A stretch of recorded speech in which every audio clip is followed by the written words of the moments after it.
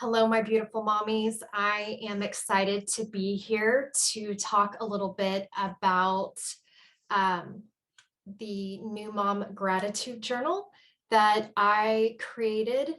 And I wanted to give just a little bit of a background in why I created it, some of the things I was struggling with, just a little bit of what this goes into and how it might be helpful for you.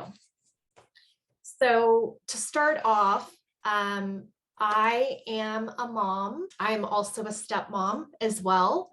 And my experience with becoming a new mom of baby is definitely a little bit more recent.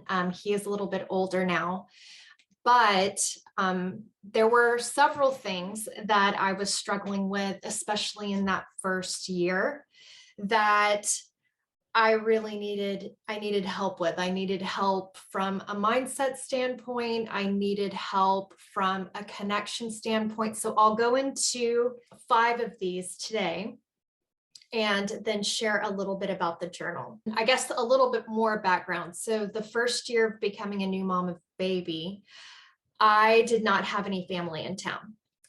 And I also came from a career in marketing. I had been in tech. When I became a mom, I thought, oh, wow, this is going to be great. To be honest, at the beginning, I thought I was probably going to stay home for maybe 3 months and then go back to work. Again, becoming a mom, lots of things, lots of surprises along the way. 2 things. One, I didn't have any family in town. I didn't have really a support system. And second, most of my friends were still working. So while on the weekends, I had help from, my husband, and I had friends that could come over here and there.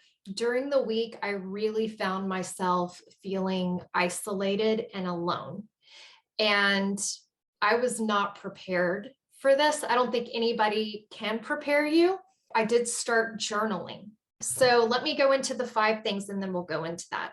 For me, the importance of journaling in the early months, year of motherhood, I think a lot of times we lose ourselves.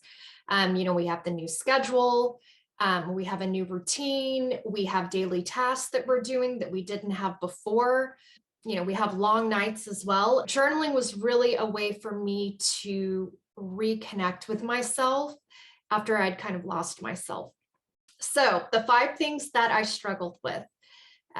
One was self-care, especially in the first 2 to 3 months. I was the queen of wearing pajamas daily. I admit it.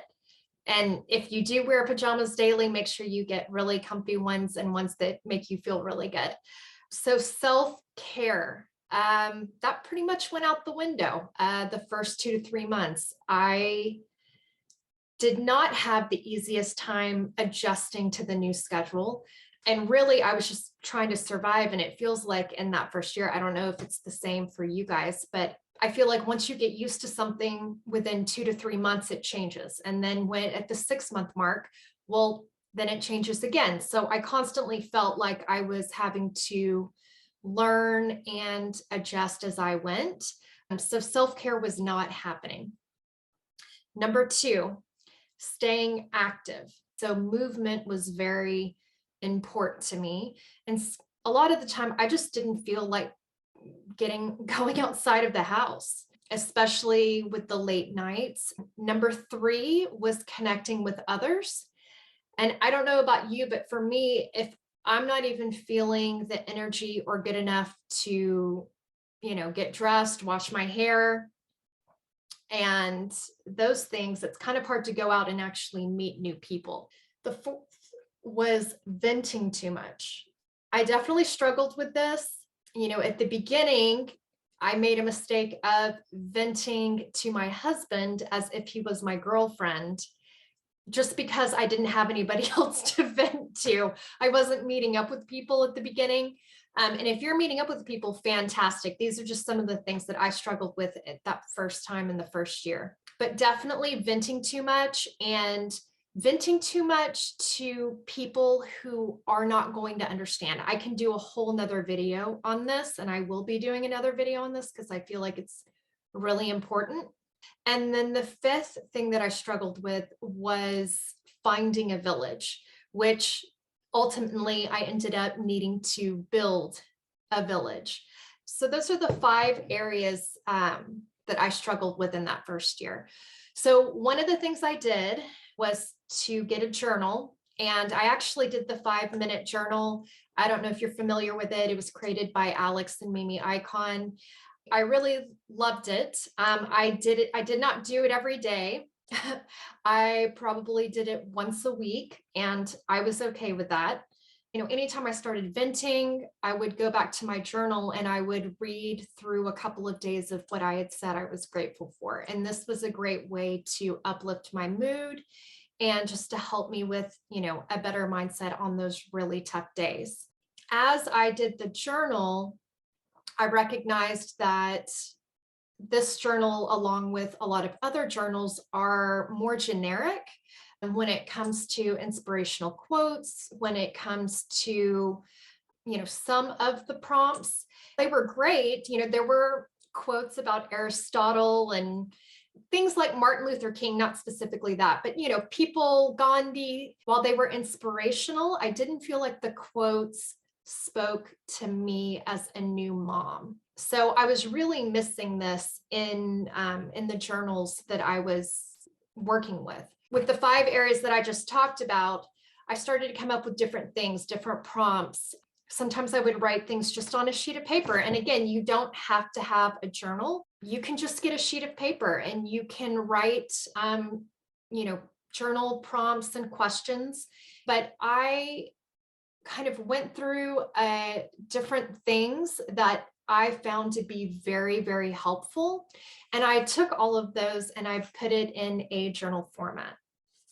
A lot of this is just advice that I would give mom friends and family members as well, and just inspiration, right? Like sometimes we don't even need advice. We just, want to connect with someone. We want to be heard. We want to be seen. And so this was a great way to do this. This journal goes into and is designed and created specifically for moms. The new mom who has baby from infant to about 18 months old, the prompts and questions are really directed around this time. So it is fantastic if you are in that phase and you are struggling with any of the things that I mentioned. And then 5th, to build a village.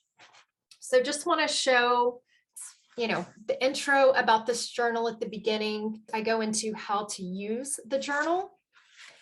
And essentially it follows a 4-week rhythm.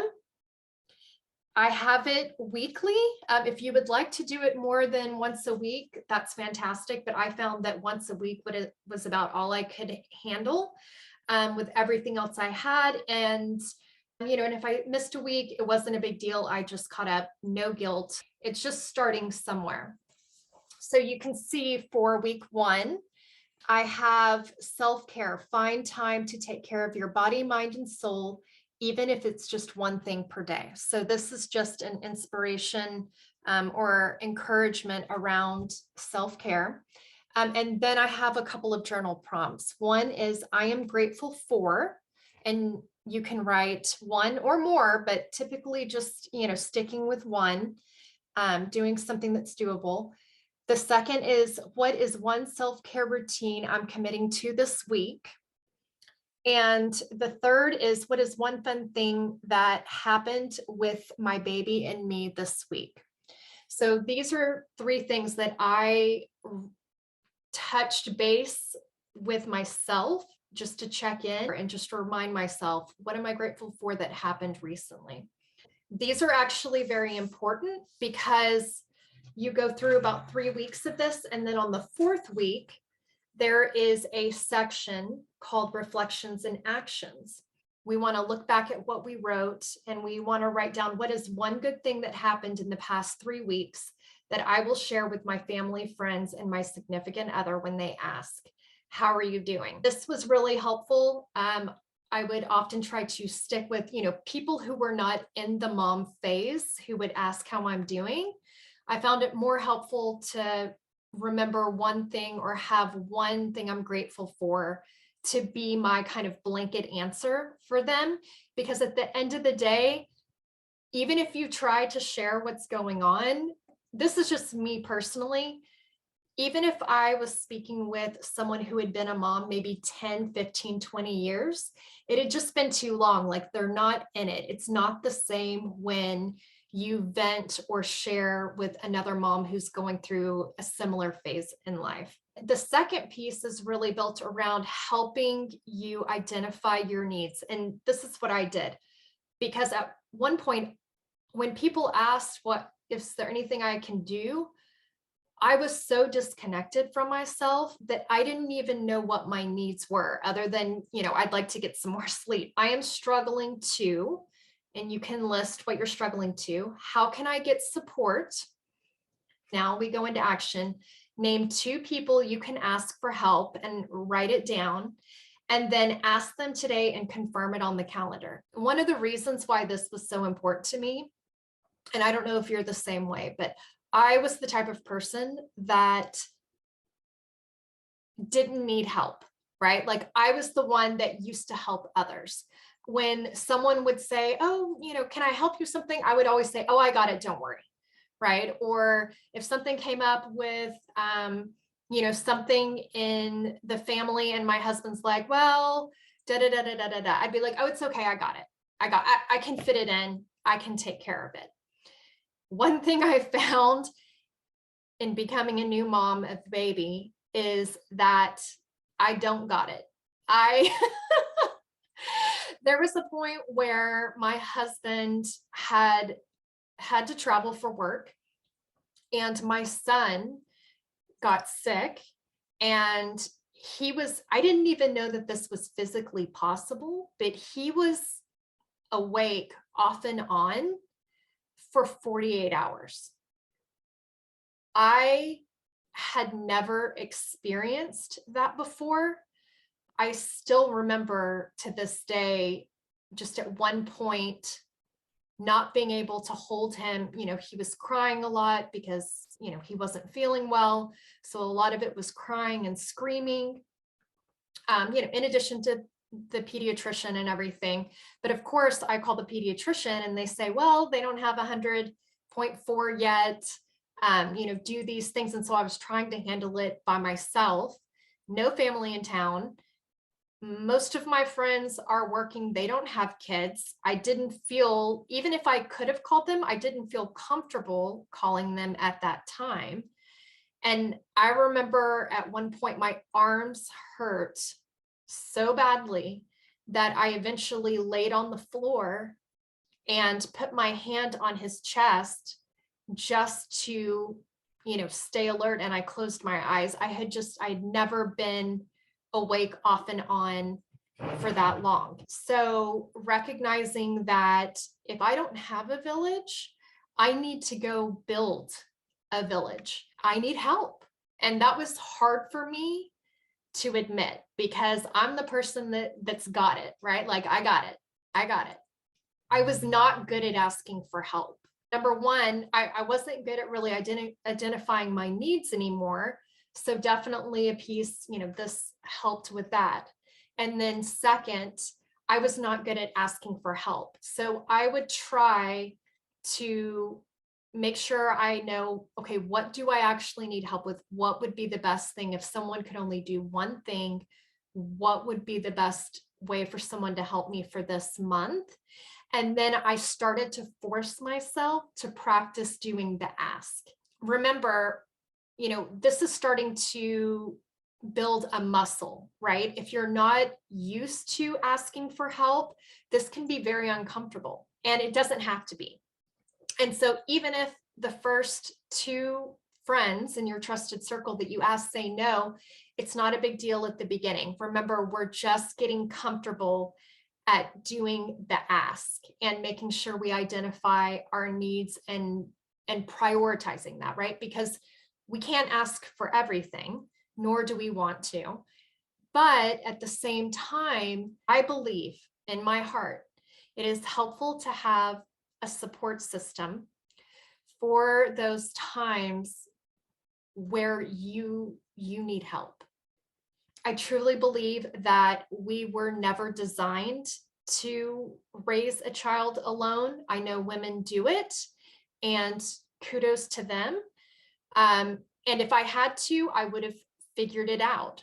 And at the same time, I truly also believe that babies are not designed to be raised by only one person. We were designed to raise a baby in a village. When you are the lifeline for your baby, it was so important. Okay, let me bring this back to me. Once I figured out the baby's routine in general, I focused then on coming up with the mom schedule and the mom routine and finding ways to fill my cup or build a support system, because you need to build up reserves, because there will be times where you have to be there no matter what. Even if it's 48 hours off and on with hardly any sleep and a screaming baby, you have to be there. There's no choice. And so I found, for me, even if it seemed silly, I prioritized and eventually carved out time to do something to fill up my cup or do self-care, or, part of the self-care journaling, to build up reserves to handle those no matter what times. And it's better if we do it together, and it takes a village. So again, just wanted to do a quick intro on the journal. I'll go into more of the different pieces. I have a couple of topics that I would love to talk more about, but this channel is really going to be all around gratitude. I definitely found gratitude in that first year of becoming a new mom of baby. It helped me in so many ways, from even physically, emotionally, and from a mindset standpoint. It was healing. It was so, so healing for me. I just want to be of service to other moms who are just now going through this, or maybe you are going through it again, and it's your second child and you went through it with the first baby and now you're going through it all again, because a lot of times we forget, right? So I just want to be here to be that support system, to be that reminder. And for the moms that this speaks to, just help in any way that I can with the things that I've learned, my experiences of becoming a new mom of baby, and connecting with gratitude and how powerful it can be. So thank you so much, and I look forward to catching you in the next one.